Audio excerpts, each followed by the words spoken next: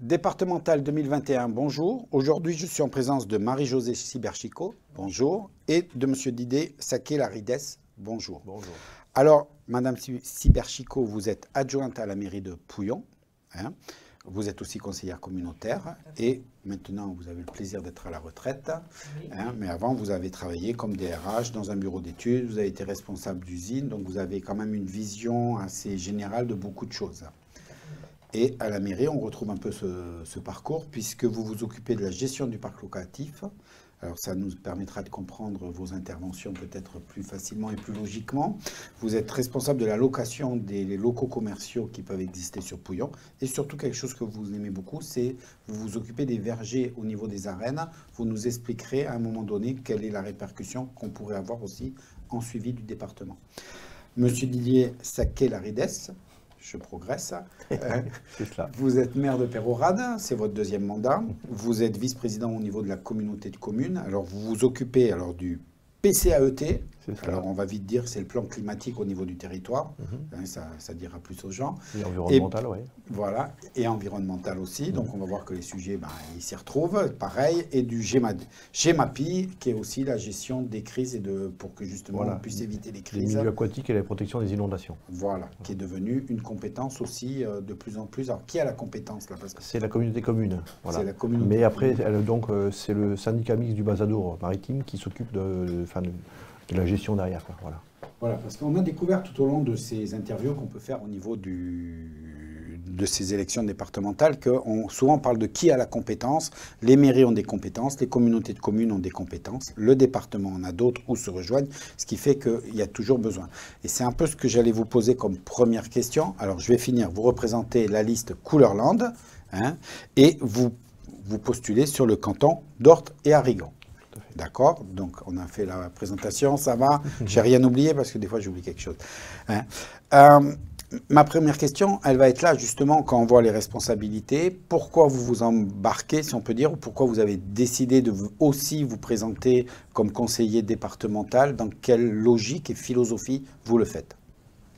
Alors, moi, je me présente parce que quand on regarde le bilan passé, on voit bien qu'il y a beaucoup de lacunes, qu'il faut absolument remettre les choses à plat, faire peut-être un audit interne, etc. Et de voir tous les manques qu'il y a sur le département, et en priorité, bien sûr, sur notre canton, mais en globalité sur le département, hein, sur les logements, sur la jeunesse, sur beaucoup de choses, de revoir un petit peu tout ce fonctionnement, quoi. Vous, monsieur... Moi, c'est à peu près la même chose, je dirais, mais bon, en fait, je pense qu'il faut redynamiser notre département.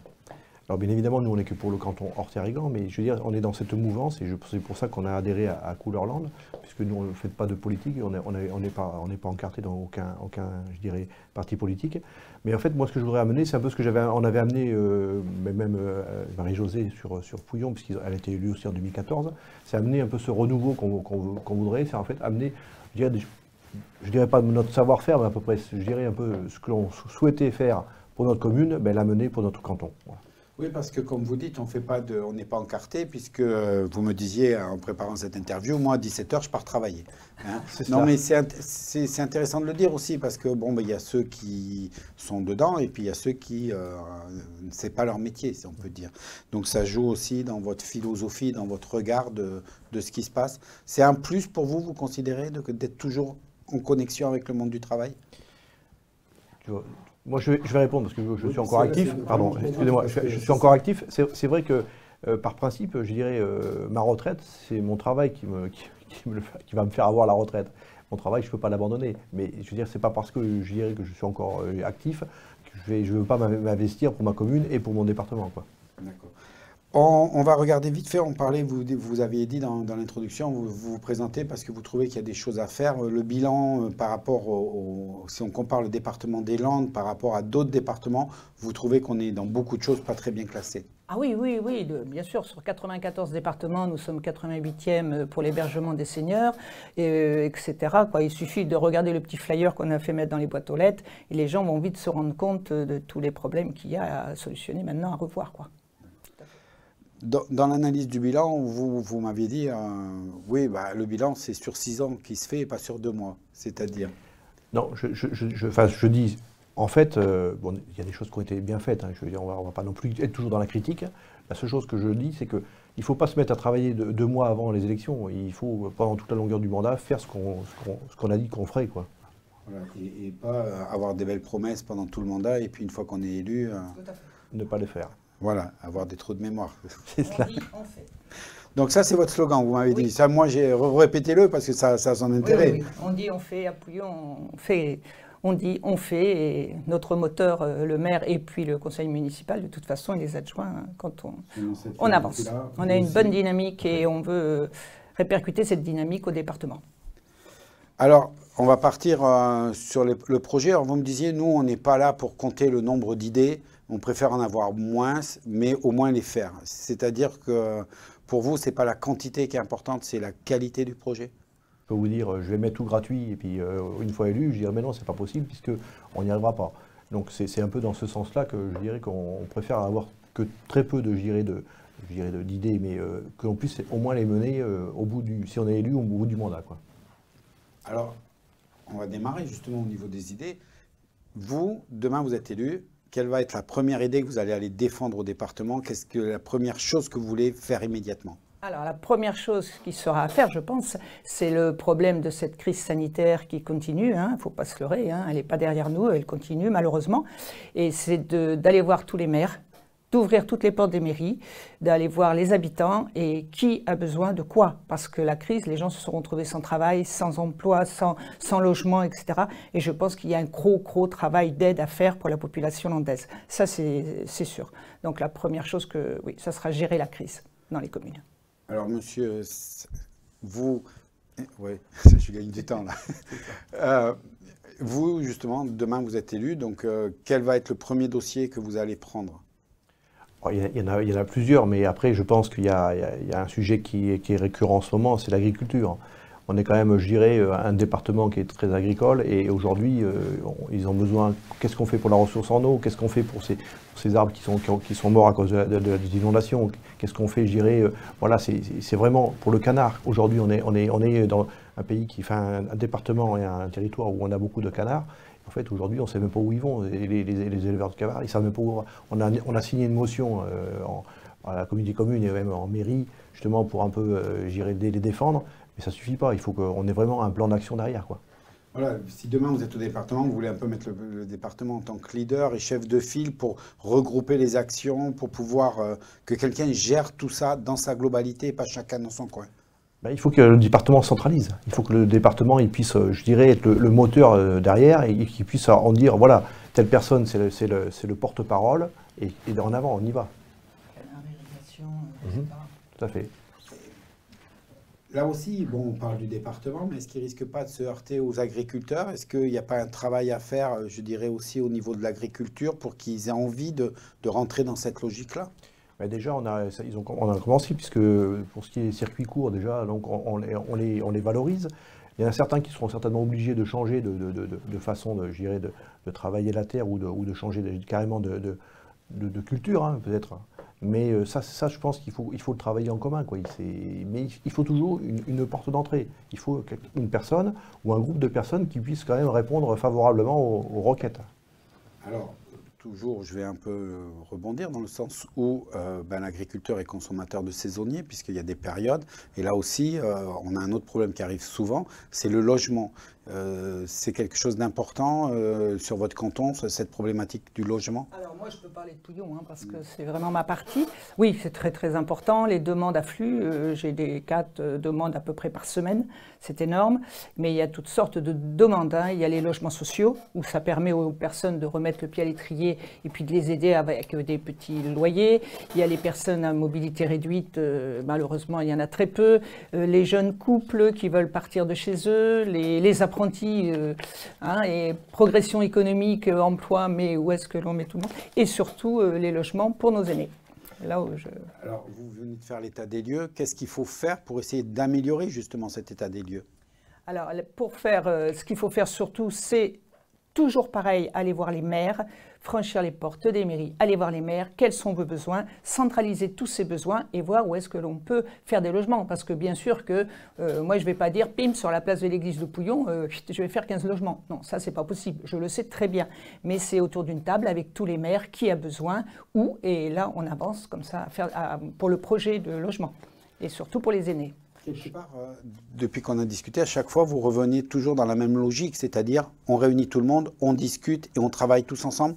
Vous pensez qu'aujourd'hui, c'est le travail du conseiller départemental d'être là pour, au niveau du territoire, être présent, visible et regroupé? Le conseiller départemental, c'est comme un maire, il faut qu'il soit sur le terrain.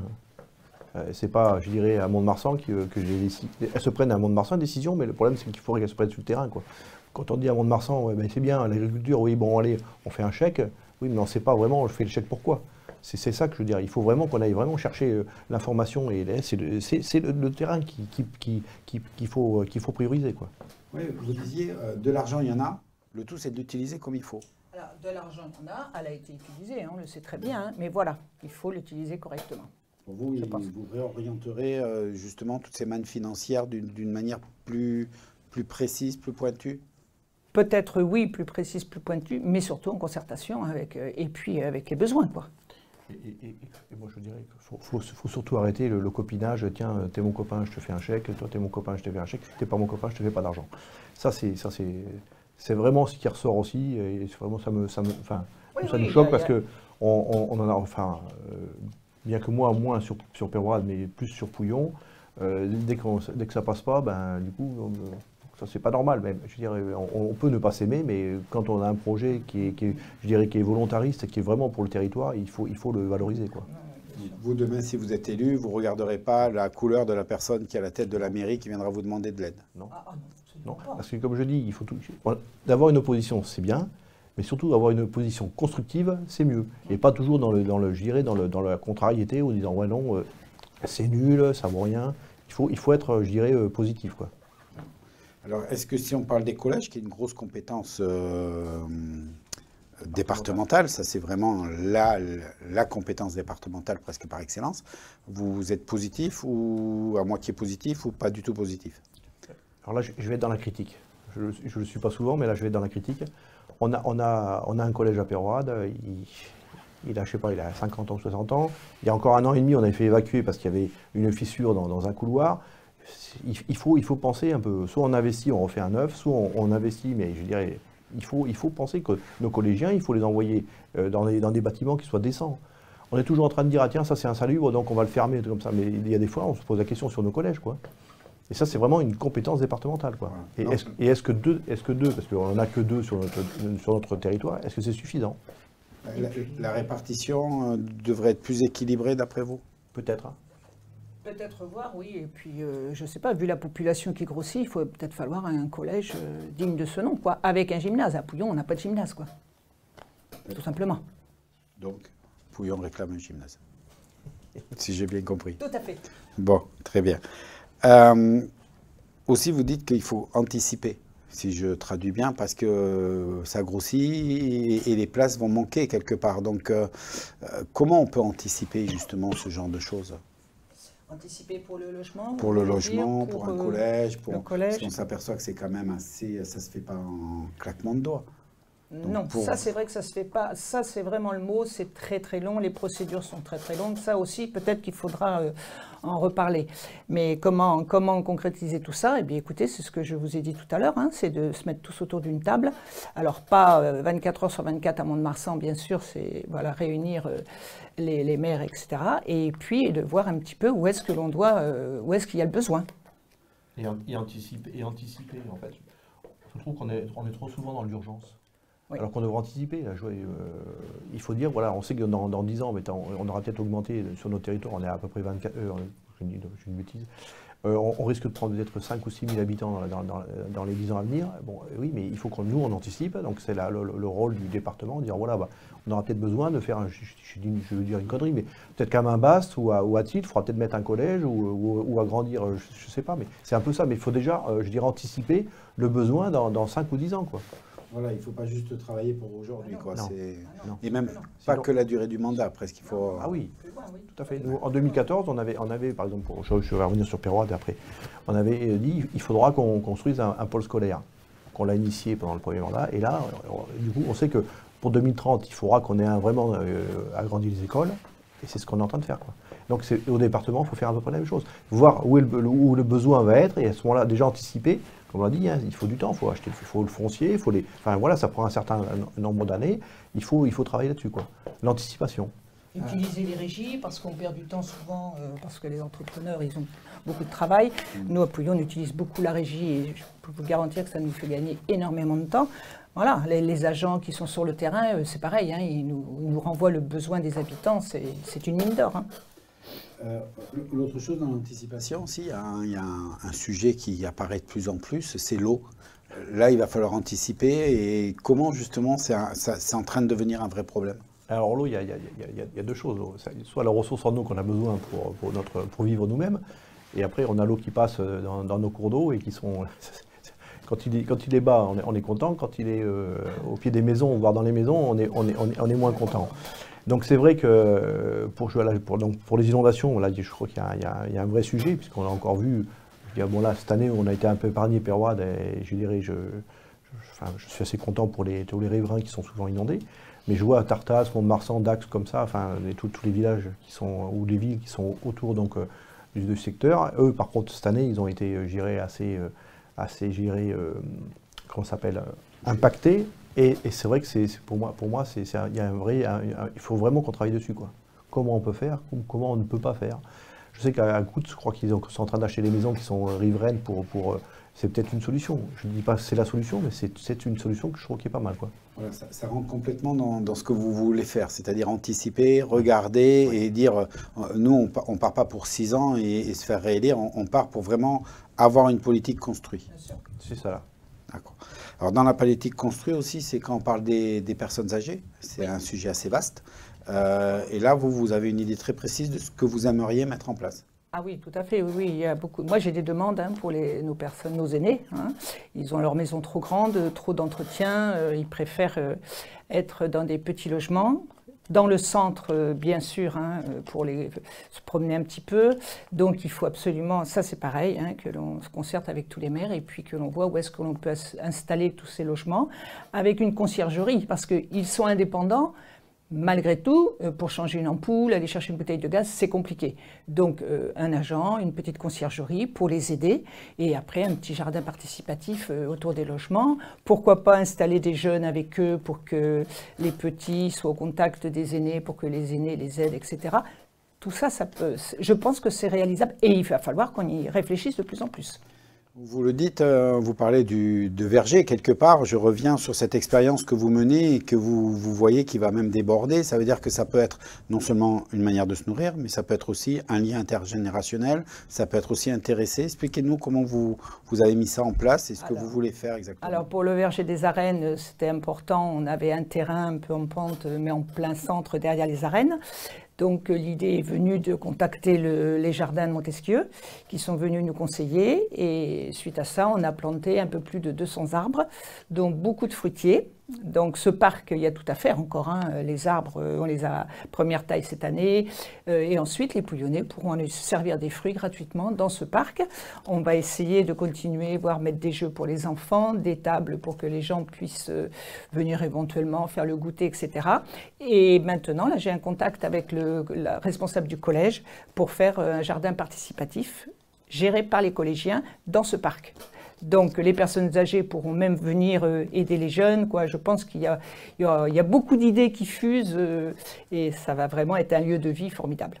Voilà, donc on peut avec des choses simples, sans des budgets colossaux, arriver à créer des synergies qui soient positives. On s'est aperçu avec la pandémie qu'en fait les gens ils veulent sortir, ils veulent aller un peu je dirais, sur le bord d'un cours d'eau, marcher un peu ou faire du vélo. En parlant de vélo, c'est pareil, on avait commencé ici, vous êtes très bien, je veux dire, il y a toutes les pistes cyclables, c'est bien, mais sur nos territoires, on n'en a pas. Ça aussi, c'est quelque chose qu'il faudrait qu'on arrive à amener, parce que les gens veulent bien se déplacer, mais je veux dire, les enfants disent, tiens, on va aller au collège, oui, mais tu es obligé de passer par la route qui traverse Péroide, avec tous les camions qui devaient être détournés il y a 25 ans et qui passent toujours dans Peyrehorade. Ça c'est pareil, c'était une promesse départementale, c'était une promesse, je dirais, de la ville de Peyrehorade il y a quelques années, mais on les a toujours. Donc ça c'est pareil. Ça il faut arriver, on dit, voilà, si aujourd'hui on dit en 2021, et ben, il faut qu'en 2026 tous les camions ne passent plus ni à Sordes, ni à Peyrehorade, ni dans les villages qui sont comme ça traversés en permanence. Il faut le faire. Il faut mettre les moyens pour le faire. Un paramètre important, c'est le Covid qui nous fait changer un petit peu notre politique aussi, de fonctionner. Les chemins pédestres, les gens veulent rester dans le coin, parce que c'est très bien. Hein. Ils ont moins envie d'aller se promener ailleurs, mais par contre, ils veulent pouvoir se promener. Le dernier sujet qu'on va aborder très très rapidement, parce qu'on est déjà à la fin de cette interview, c'est la culture. Vous vouliez en parler parce que là aussi, vous avez une idée que vous voulez mettre en place avec une autre colistière sur un autre canton. Si vous êtes élus, les deux, vous attaquerez parce que vous trouvez qu'il y a des choses qui ne vont pas dans la culture. Oui, oui. Alors, la culture, bien sûr, à Pouillon. Alors, moi, je parle de Pouillon parce que c'est mon expérience à ce jour. Hein. Si je suis élue, après, je pourrais avoir d'autres expériences pour tout le département. Mais la capitale du monde, avec les deux concerts que nos associations avaient mis en place avec nos jeunes bénévoles, ça a été un travail extraordinaire et une belle réussite. Dommage que le département ne soit pas venu les voir ou leur ait dit l'année prochaine, on vous aidera pour faire mieux. Mais j'ai entendu Martine de Dieu, la première adjointe de Dax, qui veut lancer un festival itinérant et je suis partante avec elle. C'est une très très bonne idée, très très bonne idée. Donc voilà, il faut que la culture bouge et ne soit pas centralisée à certains points. Tout le monde ne peut pas aller à Mont-de-Marsan. L'été, c'est beaucoup sur la côte. Bon, c'est normal, hein, il y a les touristes, etc. Mais dans nos villages, on a besoin aussi de s'amuser. On n'a plus les férias, ça nous manque énormément. Tout ça, ça va revenir. Et ce festival itinérant, j'ai trouvé ça, Martine, bravo, très bonne idée. Très bien. On a fait le tour d'un peu tous les projets que vous avez. Je vais vous poser la dernière question. Il faut la dernière question. Et c'est la même pour tout le monde. Comme ça, au moins, ce n'est pas très compliqué. Monsieur sourit déjà parce qu'il la connaît. Le 20 et le 27, il va falloir aller voter. Donc, surtout le 20. Il faut aller voter déjà. Ça, c'est indispensable. Je dirais presque, on s'en fout un peu de la liste, mais il faut aller voter. Ça, c'est... Alors, bien entendu, vous préférez pour vous. Alors, justement, c'est ma question. Pourquoi pour vous plutôt que pour les autres? Alors, pourquoi pour nous? Écoutez, parce que je pense que c'est le renouveau. Quand on est 39 ans au pouvoir, on voit peut-être plus tout ce qui se passe ou on n'a peut-être plus le même regard que d'autres personnes. Et c'est pour ça qu'on souhaite être élu pour pouvoir changer beaucoup de choses. Moi, je pense qu'il faut une équipe renouvelée et je dirais moderne. Il faut je dirais même déjà dire, nous on est déjà trop vieux, on dirait, mais plus on met des jeunes qui ont des idées, puis il faut prendre tous les horizons. Il ne faut pas rester toujours sur les mêmes personnes et tous les 6 ans, on les renouvelle au même endroit, et en fait, ça c'est pas bon. Comme je vous l'ai dit tout à l'heure, je dis, moi c'est mon 2e mandat à la commune, il n'y en aura pas 3. Et à un moment donné, il faut savoir dire, ben non, on est dépassé, mettre quelqu'un d'autre à sa place qui va venir amener le plus. Très bien. Oui. Je vous remercie beaucoup d'avoir pris le temps de venir nous voir pendant cette campagne et je vous dis bonne continuation. Je voulais juste, excusez-moi, finir par remercier aussi nos remplaçants, Pierre et Florimond qui est adjoint à Pouillon et Monique Ontas qui habite à Saint-Lon-les-Mines et qui participe énormément dans les associations, etc. Donc je voulais les remercier aussi aujourd'hui. Le message est passé, on les remercie. Je vous dis bonne continuation. Merci. Et à très bientôt. Au revoir, à bientôt.